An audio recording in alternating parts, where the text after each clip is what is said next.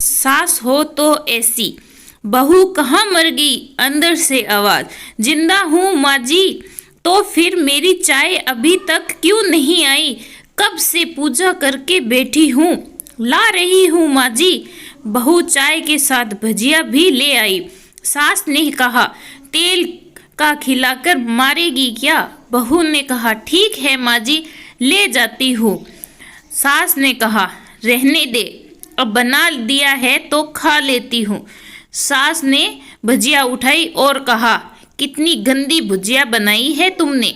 बहू, माँ जी, मुझे कपड़े धोने हैं, मैं जाती हूँ। बहू दरवाजे के पास छिप कर खड़ी हो गई। सास भजिया पर टूट पड़ी और पूरी भजिया खत्म कर दी। बहू मुस्कुराई और काम पर लग गई। दोपहर के खाने का वक्त हुआ। सास ने फिर आवाज लगाई, कुछ खाने को मिलेगा?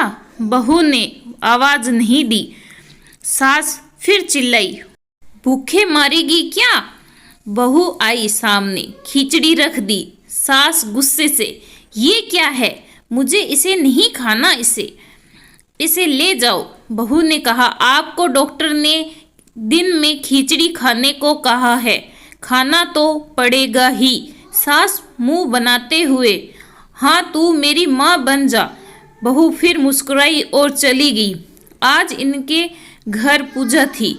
बहू सुबह 4 बजे उठ गई। पहले स्नान किया, फिर फूल लाई, माला बनाई, रसोई साफ की, पकवान और भोज बनाया। सुबह के 10 बज गए। अब सास भी उठ चुकी थी।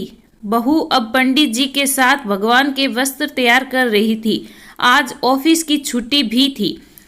उनके पति भी घर पर थे। पूजा शुरू हुई। सास चिल्लाती, बहू ये नहीं है, वो नहीं है। बहू दौड़ती दौड़ती आती और सब करती। अब दोपहर के 3 बज गए थे। आरती की तैयारी चल रही थी।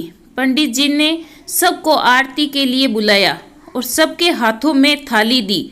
जैसे ही बहू ने थाली पकड़ी, थाली हाथों से गिर पड़ी। शायद भोज बनाते हुए बहू के हाथ में तेल लग गया था, जिसे वो पोंछना भूल गई थी। सारे लोग तरह तरह की बातें करने लगे। कैसी बहू है, कुछ नहीं आता, एक काम भी ठीक से नहीं कर सकती, ना जाने कैसी बहू उठा लाए हैं, एक आरती की थाली भी संभाल नहीं सकी। उसके पति भी गुस्सा हो गए, पर सास चुप रही, कुछ नहीं कहा। बस यही बोली कि छोड़ दिया, सीख रही है, सब सीख जाएगी धीरे धीरे। अब सबको खाना परोसे जाने लगा। बहू दौड़ दौड़ के खाना देती, फिर पानी लाती। करीब 70-80 लोग हो गए थे। इधर 2 नौकर और बहू अकेली, फिर भी वहाँ सारा काम बहुत ही अच्छे तरीके से करती। अब उसकी सास और कुछ आस पड़ोस के लोग खाने पर बैठे।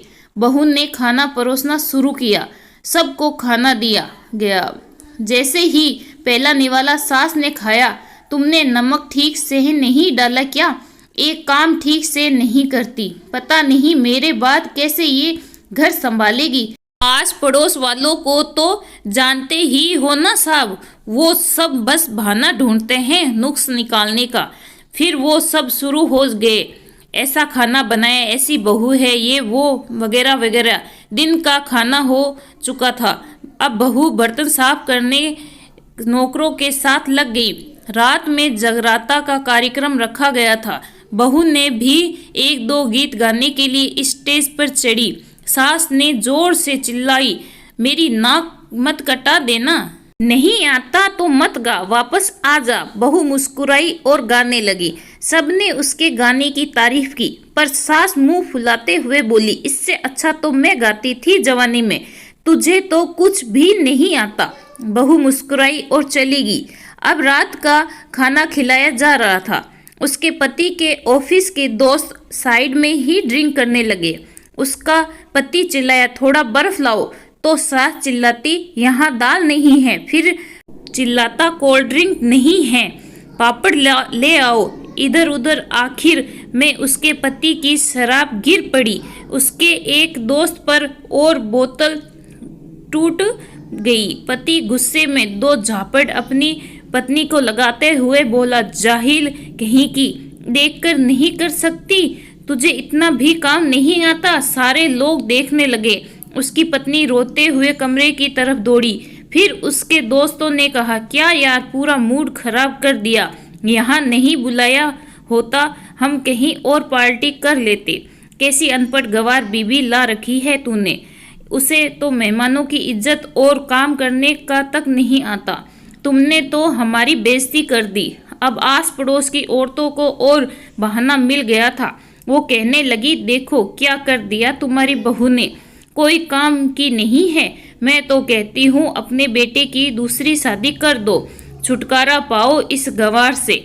सास उठी और अपने बेटे के पास जाकर उसे थप्पड़ मारा और कहा, अरे नालायक, तूने मेरी बहू को मारा, तेरी हिम्मत कैसे हुई, तेरी टांगे तोड़ दूंगी। उसके बेटे के दोस्त कुछ कहने ही वाले थे कि उसकी माँ ने घुरते हुए कहा, चुप, बिल्कुल चुप, यहाँ दारू पीने आए हो, जबकि तुम्हें पता है आज पूजा है और तुम्हें पार्टी करनी है। कैसे संस्कार दिए हैं तुम्हारे माता पिता ने। और किसने मेरी बहू को जाहिल बोला, जरा इधर आओ, चप्पल से मारूंगी अगर मेरी बहू को किसी ने शब्द भी कहा तो। अरे पापी, तूने उस लड़की को बस इसलिए मारा कि तेरी शराब टूट गई। पापी, वो बच्ची सुबह 4 बजे से उठी है, घर का सारा काम कर रही है, ना सुबह से नाश्ता किया, ना दिन का खाना खाया, फिर भी हंसते हुए, सबकी बातें सुनते हुए, ताने सुनते हुए घर के काम में लगी रही है। तेरे यार दोस्त को वो अच्छी नहीं लगी, जूते से मारूंगी तेरे दोस्तों को जो कभी उन्होंने ऐसा कहा। उसके यार दोस्त चुपके से खिसक लिए। अब सास बहू के कमरे में गई और बहू का हाथ पकड़कर बाहर लाई। सबके सामने कहने लगी, किसने कहा था अपनी बहू को घर से निकाल के दूसरी बहू ले आना, जरा सामने आओ। कोई सामने नहीं आया। फिर सास ने कहा, तुम जानते भी क्या हो इस लड़की के बारे में, ये मेरी माँ भी है, बेटी भी। माँ इसलिए मुझे गलत काम करने से डांटती है और बेटी इसलिए कभी कभी मेरे दिल की भावनाएं समझ ले जाती है। मेरी दिन रात सेवा करती है, मेरे 1000 ताने सुनती है, पर एक भी शब्द गलत नहीं कहती, ना सामने ना पीठ पीछे। और तुम कहती हो दूसरी बहू ले आऊं, याद है ना चुटकी की दादी। अपनी बहू की करतूत सास ने गुस्से से पड़ोस की महिलाओं को कहा, अभी पिछले हफ्ते ही तुम्हें मियाँ बीबी भूखे छोड़कर घूमने चले गए थे। मेरी इसी बहू ने 7 दिन तक तुम्हारे घर पर खाना पानी, यहाँ तक कि तुम्हारे पैर दबाने जाती थी, और तुम इसे जाहिल बोलती हो। जाहिल तो तुम सब हो जो कोयले और हीरे में फर्क नहीं जानते। अगर आइंदा मेरी बहू के बारे में किसी ने एक लफ्ज़ भी बोला तो मुझसे बुरा कोई नहीं होगा, क्योंकि यह मेरी बहू नहीं, मेरी बेटी है। बहू से शक्तियाँ लेते हुए फिर कमरे में चली गई। सास ने एक प्लेट उठाई और भोजन परोसा, बहू के कमरे में खुद ले गई। सास को भोजन लाते देख तो बहू ने कहा, अरे माँ जी, आप क्या कर रही हो, मैं खुद ले लेती। सास ने प्यार से ताना मारते हुए कहा, डर मत, इसमें जहर नहीं है, मार नहीं डालूंगी तुझे। तुझे नई सास चाहिए होगी, पर मुझे अभी भी तू ही मेरे घर की बहू चाहिए। बहू ने अपनी सास को रोते हुए गले से लगा लिया। सास भी रो दी पहली बार और कहा, चल खाना खा ले।